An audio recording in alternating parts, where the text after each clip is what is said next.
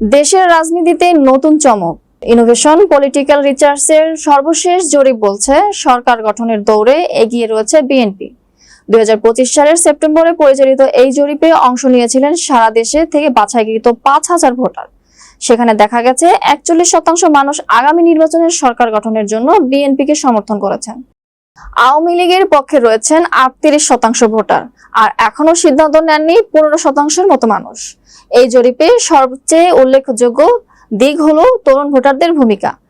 18 থেকে 30 বছর বয়সী অংশগ্রহণকারীদের মধ্যে বিএনপির প্রতি সমর্থনের হার উল্লেখযোগ্য হারে বেড়েছে বলে জানানো হয়েছে।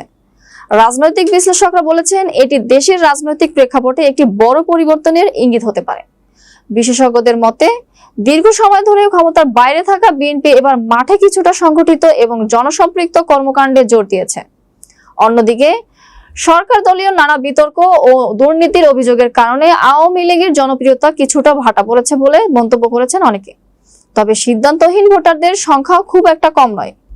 বিশ্লেষকরা মনে করেছেন এই 15% ভোটারই শেষ পর্যন্ত ফলাফল নির্ধারণে বড় প্রভাব ফেলতে পারেন। তাই নির্বাচনের বাকি সময় জুড়ে দুই শীর্ষ রাজনৈতিক দলের জন্য এটি হতে পারে টার্নিং পয়েন্ট। সর্বশেষ এই জরিপে আরো দেখা গেছে জনগণের বড় একটি অংশ এখন সুশাসন, দুর্নীতিমুক্ত প্রশাসন এবং বাক স্বাধীনতা নিশ্চিত করার প্রতিশ্রুতি খুঁজছে। রাজনৈতিক দলগুলোর সামনে এই চ্যালেঞ্জ, কে আগে জনগণের এই প্রত্যাশা পূরণে কার্যকর পরিকল্পনা উপস্থাপন করতে পারে।